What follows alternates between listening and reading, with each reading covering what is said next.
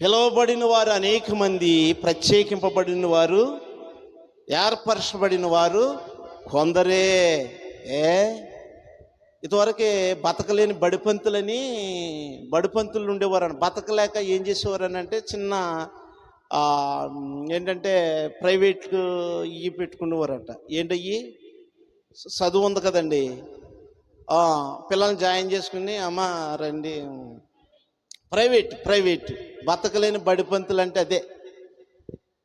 చావకుడంటే బతకలేని బడిపంతులు అనుకుంటున్నావా? తోలు తీసేస్తాడు యేసయ్య. దేవునికి స్తోత్రం. ఆయన పిలిచాడు కాబట్టి, ఆయన కాడు చావకుడి మీద ఉంది కాబట్టి ఎన్ని అవమానాలైనా సహిస్తున్నాడు, ఎన్ని నిందలైనా భరిస్తున్నాడు. నువ్వెంతగా ఆలోచించినా ఆయన చూస్తున్నాడు.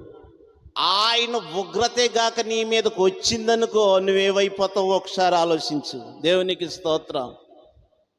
నీ గర్వం ఊడి కిందడిపోద్ది అంతే. దేవునికి స్తోత్రం. గర్వం ఊడి కిందడిపోద్ది.